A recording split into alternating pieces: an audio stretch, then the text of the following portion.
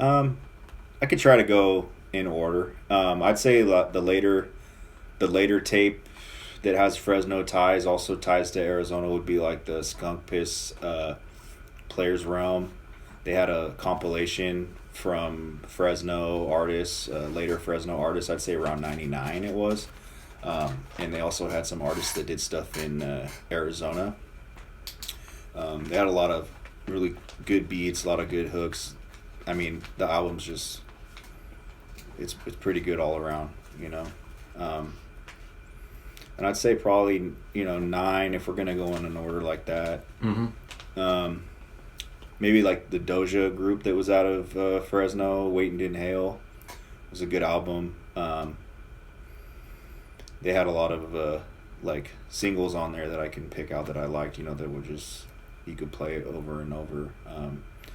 And then let's say eight, their Family Business Clique, which FBC High Power Crime, was a good one. It was more of a compilation too, but FBC was their own group also, but they had a lot of artists on there, including production from Insane, which is probably in my top 1 to 5 artists from the area.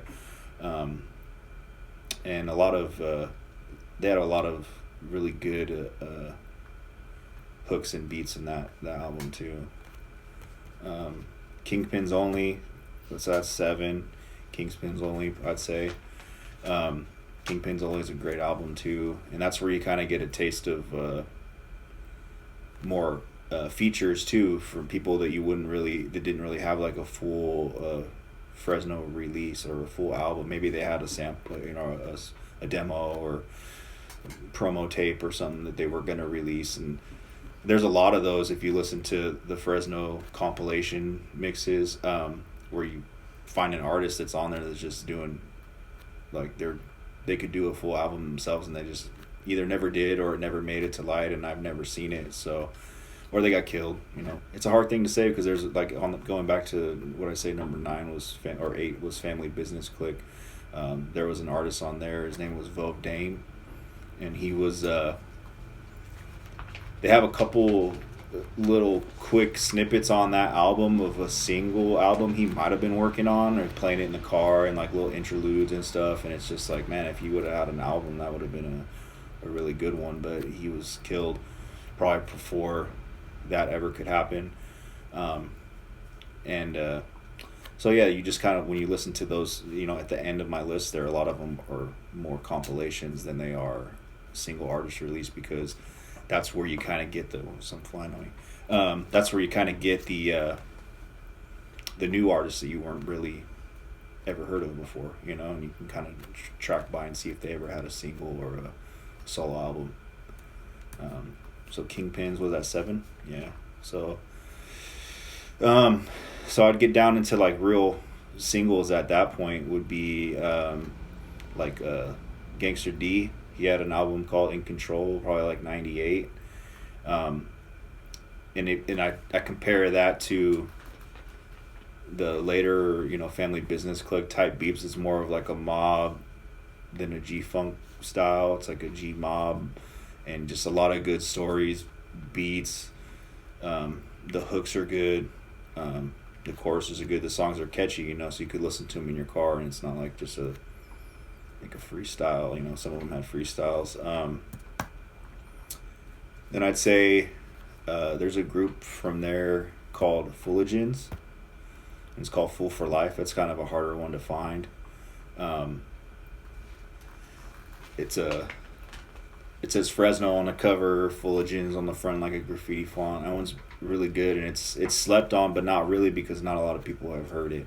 It's one of those ones that if you don't collect the area, even if you look up Fresno history of rap or history of Fresno rap, like, you're not going to find a lot of information on a group like that. So that was a great one too. 4, I'll probably go with Rip the Jacker.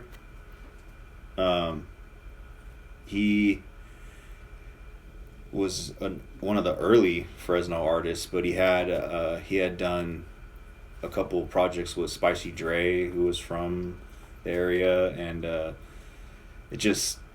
he had a I think he had a single release, and maybe like a EP, 3-4 songs. It was called "Thank God I Made It," and he was tied to the Dixons also, as far as when you look up some of this stuff, they're not always listed as production, but when you listen to the song that that's a bass.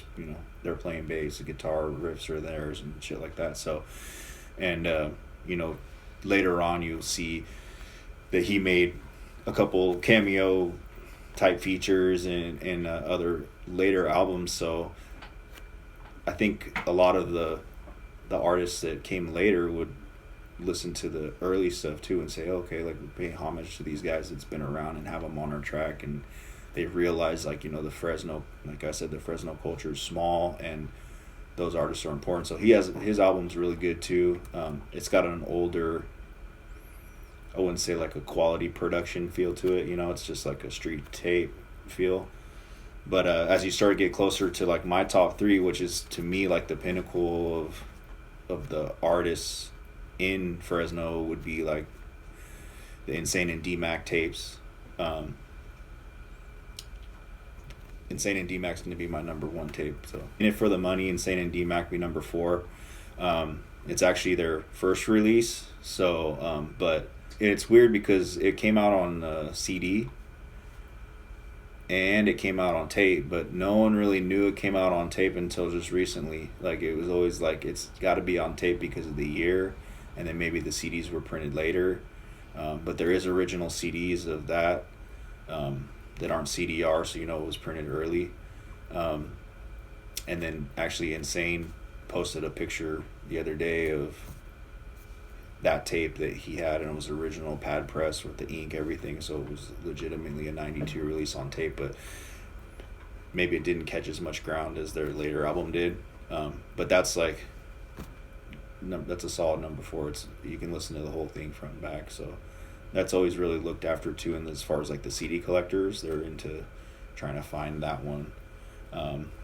But then, so I would go number 3 would be the Spicy Dre and Kurt Nice, which is, so when you look at the album covers, you think it's the Insane and D-Mac, because UG Records was doing a lot of production, and I think Insane was doing a lot of production with Moselle Dixon at the studio at the time, so he was helping them a lot with their tape pressers and their graphics people.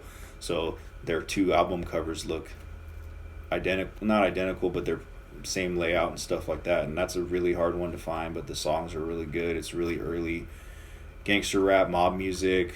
It's got storylines that you would put up there with like Ice Cube storylines, just good, really good stuff. But then off the topic of those 2 would probably be Peebo.